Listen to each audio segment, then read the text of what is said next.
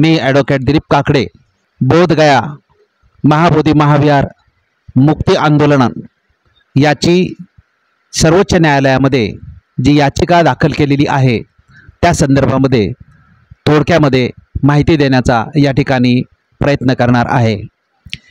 हा जो विषय आहे या विषयाची ऐतिहासिक पार्श्वभूमी फार मोठी आहे, परंतु मी 1 ते 2 मिनिटांमध्ये संक्षिप्त स्वरूपामध्ये विषयाशी संबंधितच माहिती फक्त देण्याचा प्रयत्न करणार आहे। तथागत भगवान गौतम बुद्धांना ज्ञानप्राप्ती झाली इसवी सन पूर्व 6व्या शतकामध्ये आणि इसवी सन पूर्व 3ऱ्या शतकामध्ये सम्राट अशोकाने तथागत भगवान गौतम बुद्धांना ज्या ठिकाणी ज्ञानप्राप्ती झाली त्याच ठिकाणी आज जे आपण विहार पाहतो महाबोधी महाविहार, या महाबोधी महाविहाराची निर्मिती केली।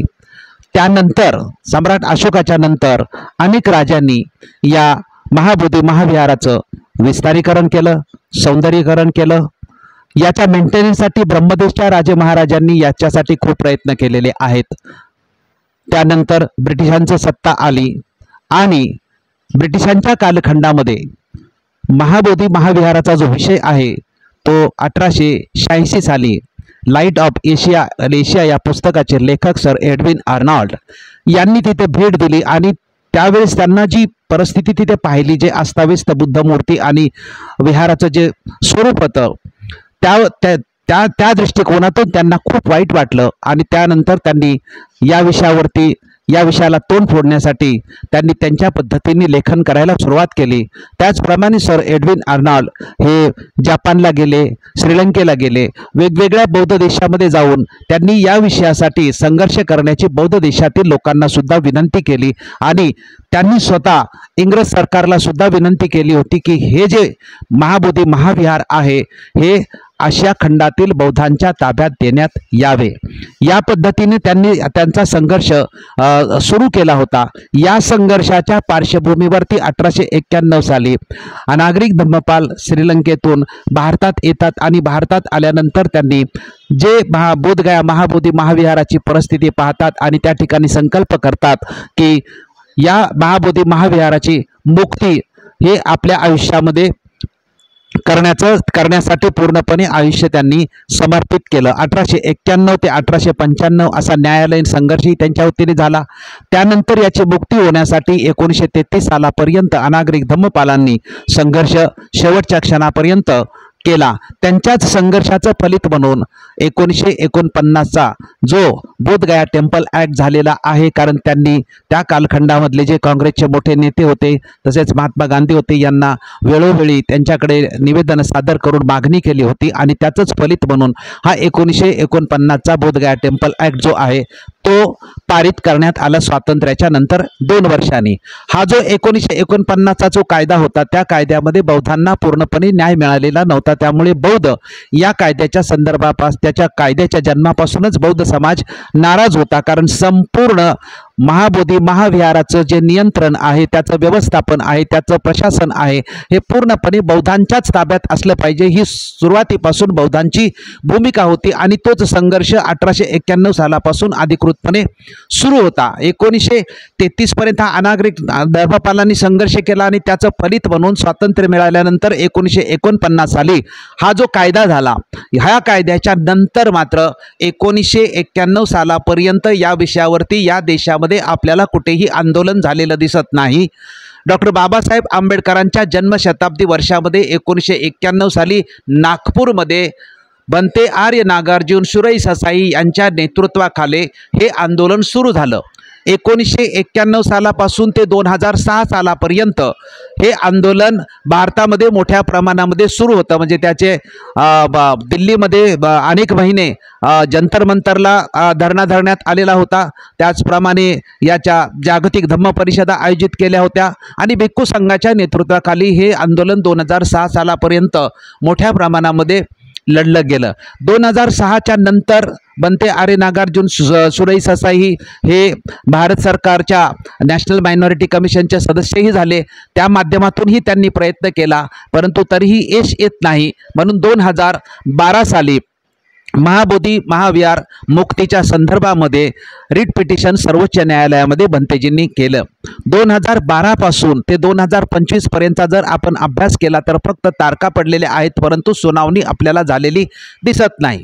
16 मे 2025ला जी सुनावणी झाली त्या सुनावणीमध्ये जे न्यायमूर्ती होते त्यांनी असं सांगण्यात आलं की 29 जुलैपासून या विषयाची आता फायनल म्हणजे अंतिम सुनावणी करण्यात येईल आणि तत्पूर्वी भारतामध्ये जर कोणाला काही या विषयाच्या संदर्भामध्ये जर काही सादर करायचं असेल, कोणाला इंटरव्हेन्शन करायचं असेल, काही ॲडिशनल माहिती द्यायची असेल, ॲफिडेविट करायचं असेल, अजून काही माहिती सादर करायची असेल तर ती 22 जुलै 2025 पर्यंत सादर करावी.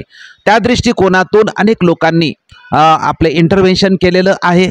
काही रिट पिटिशनही सादर झालेली आहेत. महाबोधी सोसायटीचे रिट पिटिशन सादर झालेलं आहे, आमचंही रिट पिटिशन सादर झालेलं आहे आणि आम्ही 13 जुलै 2025ला याच अनुषंगाने रिट पिटिशन सादर केलं आणि ते 4 ऑगस्ट 2025ला माननीय सुप्रीम कोर्टासमोर ते सुनावणीसाठी आलं आणि आमची याचिका जी आहे ती ॲडमिट करण्यात आलेली आहे आणि याचिका ॲडमिट केल्यानंतर ही याचिका मुख्य भंतेजींच्या केसला टॅग करण्यात आलेली आहे, म्हणजे जोडण्यात आलेली आहे आणि जे रिस्पॉन्डंट आहेत, जे प्रतिवादी आहेत त्यांना नोटीस काढण्याचा हे 2 आदेश आमच्या याचिकेचे झालेले आहेत. आमची जी याचिका आहे या याचिकेमध्ये आमचंही म्हणणं आहे की हा जो 1891 सालापासून म्हणजे 134 वर्षाचा जो संघर्ष आहे, हा संघर्ष की संपूर्ण महाबोधी महाविहाराचं व्यवस्थापन, शासन, प्रशासन आणि संपूर्ण नियंत्रण जे आहे ते पूर्णपणे बौद्धांच्याच ताब्यात मिळालं पाहिजे, ही आमचीही पूर्णपणे मागणी आहे.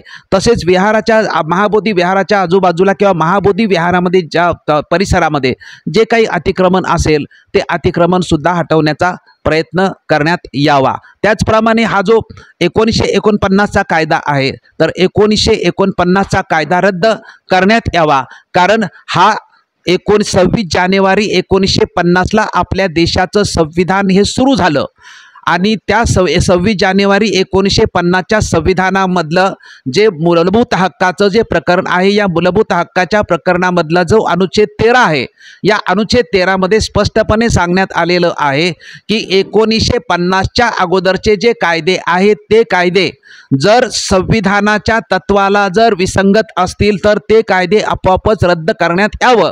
त्यामुळे हा जो 1949चा जो बोधगया टेम्पल ॲक्ट आहे, या बोधगया टेम्पल ॲक्टचा पूर्णपणे अभ्यास केला तर आपल्या असं लक्षात येतं की बोधगया टेम्पल ॲक्ट, टेम्पल हा जो शब्द आहे हाच शब्द आम्हाला ऑब्जेक्शनेबल आहे, कारण हे आम्ही त्याला महाबोधी महाविहार असं संबोधतो, परंतु या कायद्याचं नावच मात्र टेम्पल ॲक्ट ठेवल्यामुळे त्याचं इम्प्रेशन जे आहे, त्याची जी इमेज आहे किंवा त्याचे जे संदेश जो जातो तो महाबोधी महाविहाराचा संदेश जात नाही, अशी आमची भूमिका आहे. त्याचनंतर त्या कायद्याचा सेक्शन 3 असेल, त्यामध्ये 4 बौद्ध, 4 हिंदू आणि 1 कलेक्टर असे 9 असतील, त्यामध्ये 5 मेजॉरिटी हिंदूंची आणि 4 बौद्ध असल्यामुळे तेही आम्हाला अजिबात मान्य होऊ शकलेलं नाही. त्यामुळे हा कायदा 26 जानेवारी 1950चं जे संविधान आहे त्या संविधानाचा स्वातंत्र्य, समता, न्याय, बंधुत्व किंवा समानता जी आहे त्याला छेद देणारा कायदा असल्यामुळे आर्टिकल 13 म्हणजे अनुच्छेद 13च्या अंतर्गत हा कायदा जो आहे तो रिपील केला पाहिजे, निरस्त केला पाहिजे, म्हणजे तो रद्द करण्यात आला पाहिजे. त्याचप्रमाणे जे मी म्हटलं की फंडामेंटल राईट्स आहेत त्याच्यामध्ये विशेषतः 25, 26 आणि 29 ही धार्मिक स्वातंत्र्य किंवा धार्मिक प्रचार प्रसार करण्याच्या संदर्भामध्ये जी आमची अधिकृतपणे 25, 26 आणि 29 ही जी आर्टिकल आहेत, अनुच्छेद आहेत, याच्याही विसंगत किंवा हा जो आमचा मूलभूत हक्क आहे तो मूलभूत हक्क या ठिकाणी डावलला जातोय, त्यामुळे ते संविधानाच्या विरोधामध्ये आहे, म्हणून हा कायदा रद्द करण्यात यावा. हा कायदा रद्द करून त्या ठिकाणी असा कायदा सेंट्रल ॲक्ट बनवण्यात यावा आणि त्या कायद्याच्या आधारे या महाबोधी महाविहाराचं संपूर्ण नियंत्रण, संपूर्ण शासन आणि प्रशासन हे पूर्णपणे बौद्धांच्याच अधिकृतपणे ताब्यात देण्यात यावं, अशी आम्ही याचिका म्हणजे तो आशय तुमच्यासमोर मांडण्याचा प्रयत्न केलेला आहे की अशा पद्धतीची याचिका जी आहे ही याचिका आम्ही 13 जुलैला सादर केली होती आणि 4 ऑगस्ट 2025ला ती ॲडमिट करण्यात आलेली आहे। आणि येणाऱ्या काळामध्ये हा जो विषय आहे हा विषय संपूर्ण भारतातच नव्हे तर जगभरात गाजणारा हा विषय आहे।